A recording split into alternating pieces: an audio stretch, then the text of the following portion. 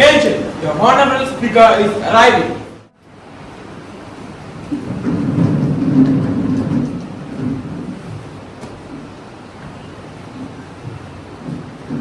Good morning. Respected members, I'm honored and privileged to welcome you to this distinguished gathering of the winter session of the Parliament. I would like to express my gratitude to the Prime Minister and honorable members for joining this session. Today, we gather to commemorate a monumental milestone of 75 years of our Constitution. So, let's remember the tireless efforts of our fathers and mothers who crafted this magnificent document. The Constituency of Maharashtra will now take the oath or affirmation.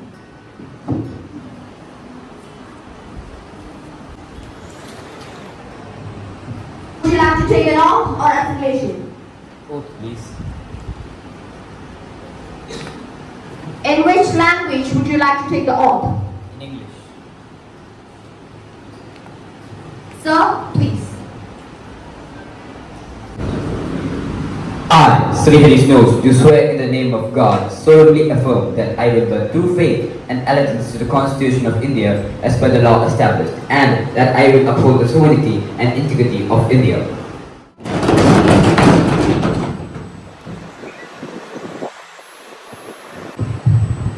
Ms. Ameya, stand selected from Vijayawada constituency of Andhra Pradesh, will now take the oath or affirmation.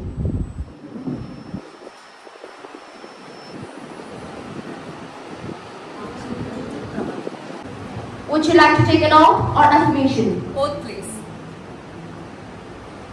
In which language would you like to take the oath? In Telugu.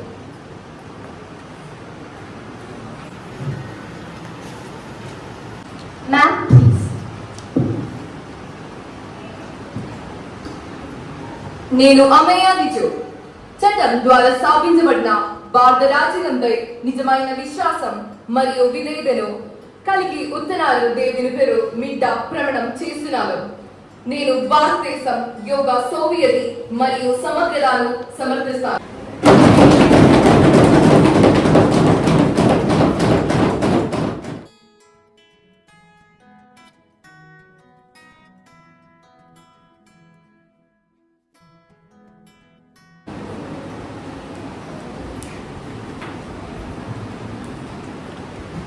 Honorable members, it's my duty to inform you with deep sorrow I confirm the passing away one of the giants, Sri Ratan Tata. I request the House to stand in silence out of the respect of the departed soul.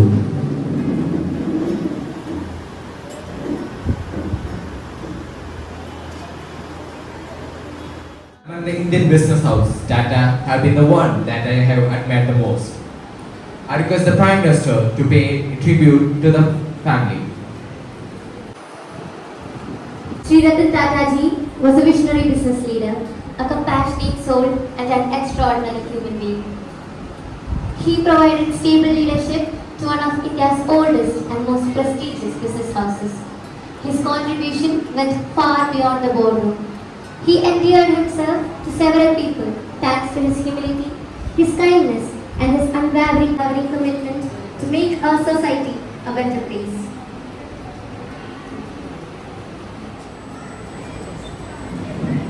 Honorable Speaker and my dear colleagues, India has lost a giant, a visionary who redefined India's path. Ratan Tata wasn't just a business leader. He embedded India's spirit with compassion, integrity and unwavering commitment to the greater goods. Legends like him never fades away. Thank you. May convey the message of condolence of the House to the bereaved family. Yes, sir. Prime Minister may introduce the new members to the House. Honorable Speaker, it is with immense pleasure that I introduce to you and through you to the Parliament our newest ministers. Mr. Saurav Singhalia, Minister of Tourism. Mr. Shyam Singh Rathore, Minister of Railways. Thank you. The question hour starts. Question number 101, Mr. Aditya.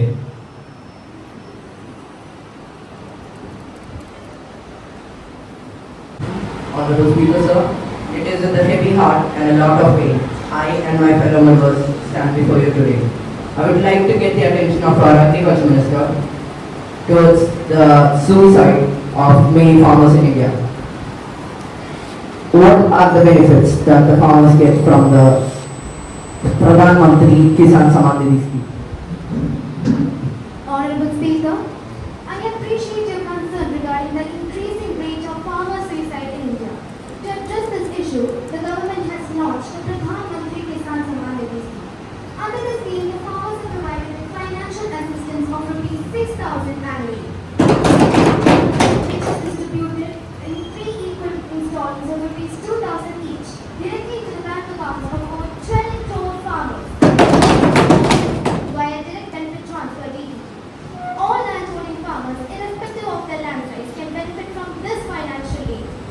More than Rs 2.5 lakh crore has already been discussed.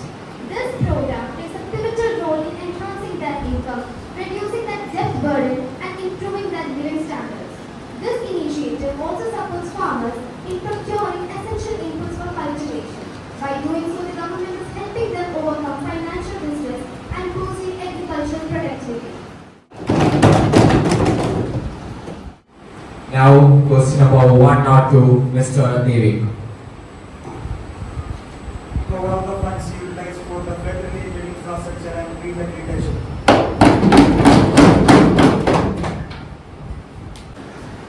Honorable Speaker, the Indian government has been actively working on implementing various initiatives, some of which are the Flood Management Program or the FMP, which is a key scheme that provides financial assistance to state as well as union territories on implementing flood control, flood proofing, river management in various critical areas.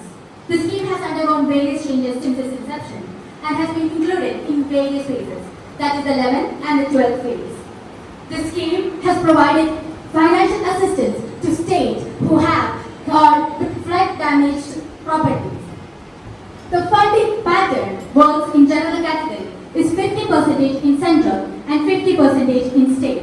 The scheme has provided flood protection to an area of 4.987 mega acre and has benefited a population of 51.97 million. Apart from the FMP, many other initiatives were given by the government. This includes the river management activities and works related to border area or the RMP, which is a key scheme that focuses on the non-structural measures on hydrological observations and flood forecasting on common border rivers. Other initiative is the Border Areas Program, which is a merge of FMP and RMP with an outlay of 3,342 crore. Another initiative is the Namami Gange Program, which with an budget outlay of 20,000 crore and has benefited the Ganga rejuvenation and conservation. Question number 103, Mr. Vijay. My question is that how does the government ensure continuous improvement in disaster management practices in Wayanad?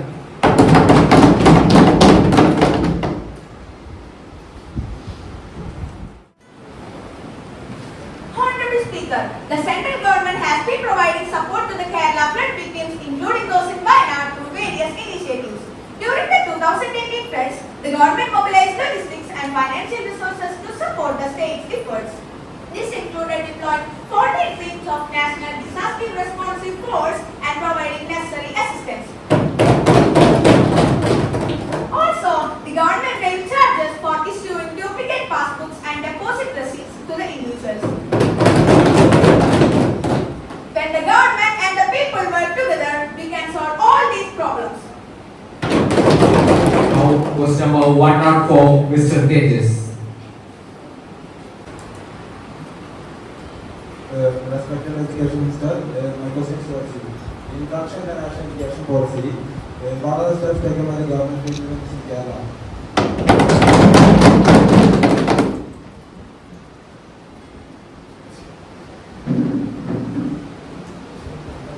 Honorable Speaker, the government has taken some important steps in this regard. First, we have revised the curriculum. This new one focuses on literacy, numeracy, and experimental learning. Then we have devised the 5 plus 3 plus 3 plus 4 structure. The education system has been divided into 4 stages according to this: foundational, preparatory, middle and secondary. Further, we have increased the focus on vocational training with opportunities for practical experience. We also aim to enhance education through technological integration in various ways like online courses and digital repositories. Regular teachers training and evaluation is also being conducted to ensure teachers' participation. Other than that, the HECI, the Higher Education Commission, is also established for controlling higher education, replacing UGC, AITCE and NCTE. Through these measures, we hope to bring about a positive impact in the field of education in the coming years.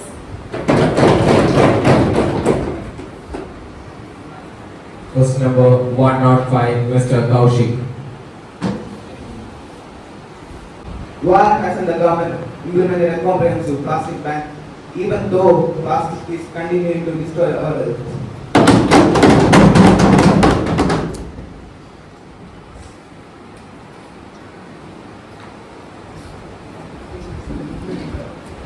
The Indian government had implemented a plastic ban law in 2016, which was later amended in 2018 and 2021.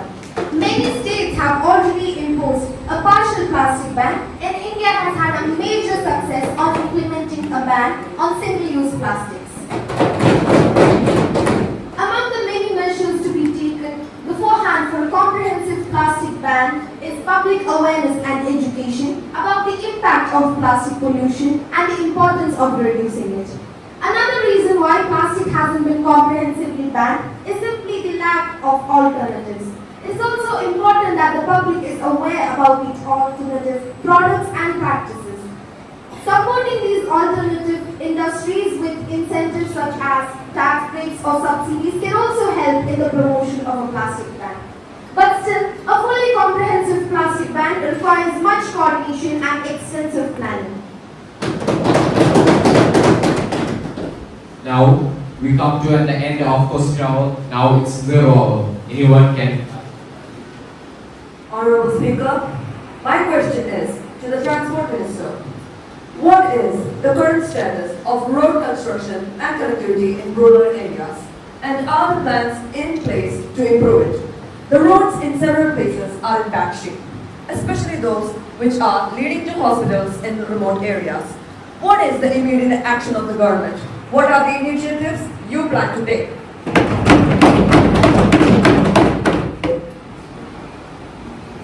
Honorable Speaker, if I may, the Indian government has been intensively working to improve road transport across the country. One of the major initiatives being the development of a nationwide system of multi-lane highways, including the Golden Water Lake Road connecting Delhi, Kolkata, Chennai and Mumbai. Additionally, the government has launched the Pradhan Mantri Gram Sadak Yojana to build all-weather roads for better connectivity of rural areas. It has in fact connected many villages, improving access to markets, healthcare and educational facilities. The government has plans to continue its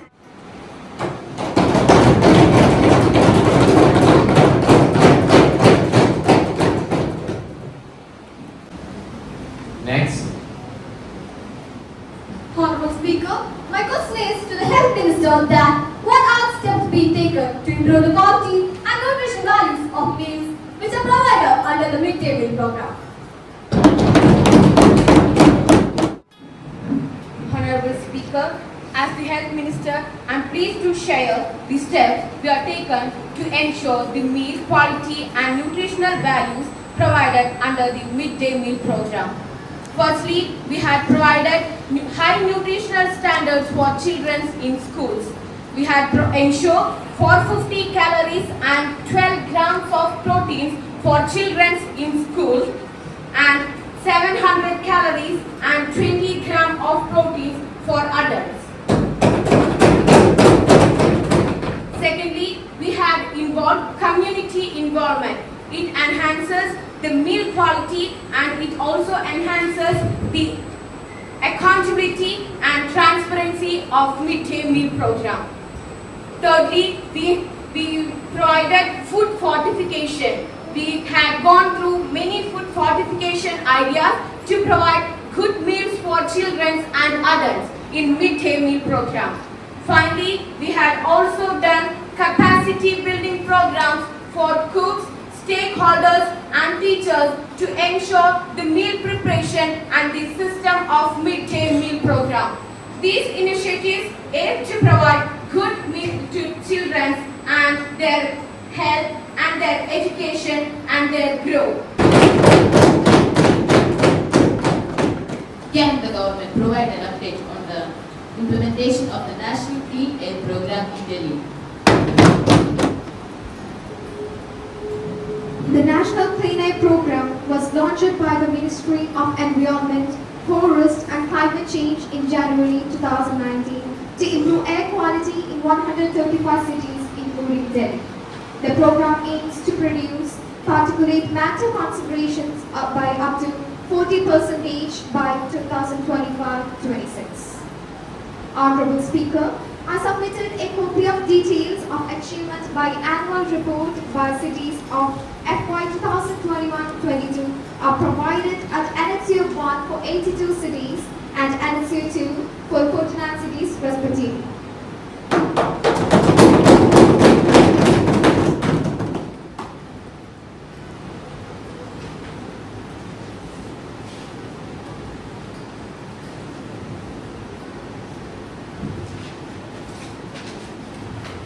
Next, Prime Minister may submit the bill. Honorable Speaker, India's unemployment rate has been fluctuating over the years.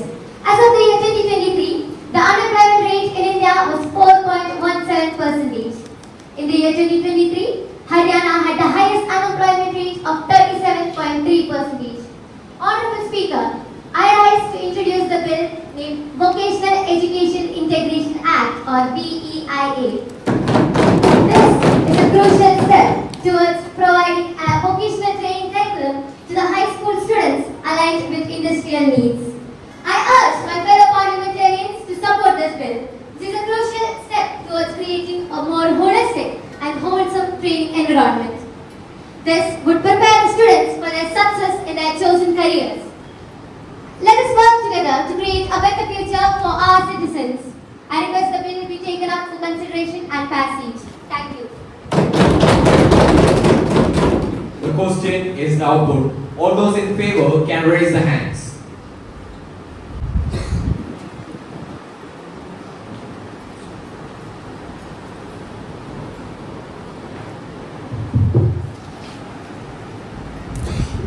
The number of members voting in favor of bill is 30.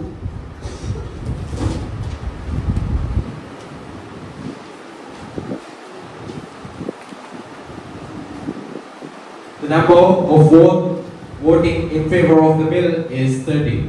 Hereby, the bill is hereby passed. Secretary General, the Vocational Education Integration Act has been passed by the lower chamber. I hereby order that the bill to be sent to the upper chamber for their consideration. Yes, sir.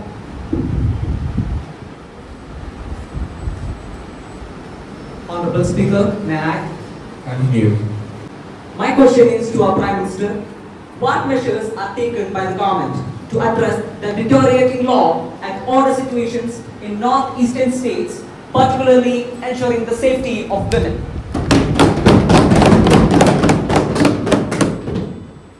Honorable Speaker and respected opposition leader, I assure you that the government understands the urgency of this situation, and therefore the government has created a lot of measures such as the Civic Action Program or the CAP program. The government has also established a Women Safety Division in the northeastern states.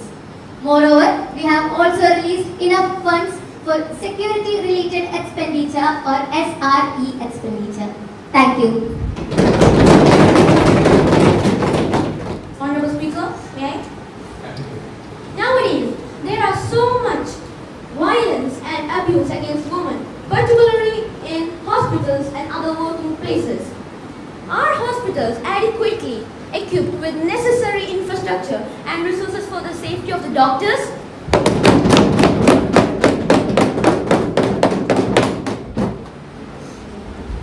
Honorable Speaker and respected Member of Parliament, the government understands the urgency that it should take to protect the health professionals in our nation, and therefore the government has scheduled a 3-month class of self-defense for the health professionals as well as the students training to be health professionals in our nation.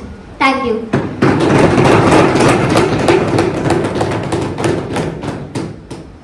For the kind attention of the members, women are still abused and violated on a daily basis, and they are not able to report to the police safely. It is one of the main problems which is faced by our country too. And the ruling party haven't done a single step for this problem too. What do you have to say for that?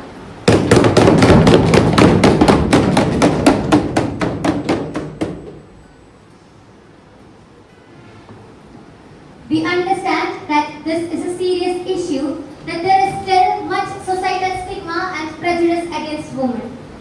So, soon enough, we are going to provide a bill so that the women, especially at panchayat levels, are aware of this problem. Thank you. The government is not responsible. We don't trust the government. Order! Order! Please maintain silence. Honorable Speaker, the House expresses its bond of confidence in the House of Ministers headed by Prime Minister Arya Devi. We have brought this motion to express our lack of confidence in the government, which was failed to its promises and address the pressing issues faced by our country.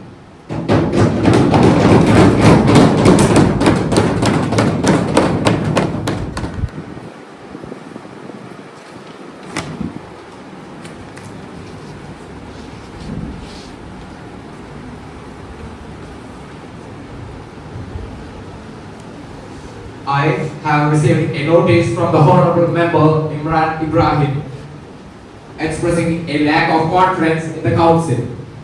I hereby inform the House that a motion of no confidence will be taken up for voting. All those in favor can raise their hands.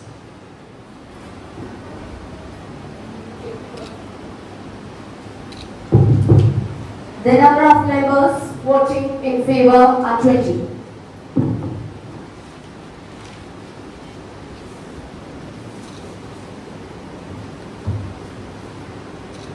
The motion of no confidence in the Council of Ministers have been put to voting. The votes have been counted and the result is as follows. Yes, 20 and no's 10. The motion has been negative. The Council of Ministers continues to enjoy the confidence of the House. I hereby declare that the motion of no confidence stands defeated.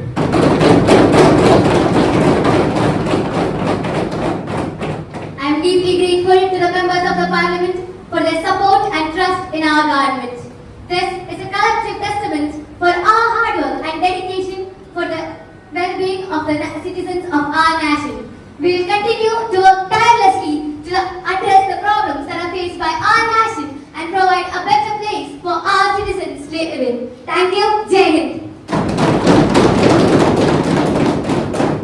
Honorable Speaker, Ministers of the House, we are withdrawing from these proceedings of the House to express our strong dissent against the government's actions and policies.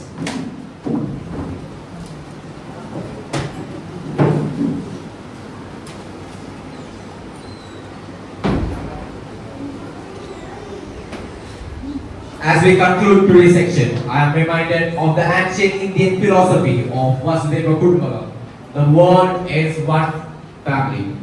As we strive to build a more harmonious and inclusive society, let us carry this spirit with us. With that, I move that the House be adjourned until next section. Thank you.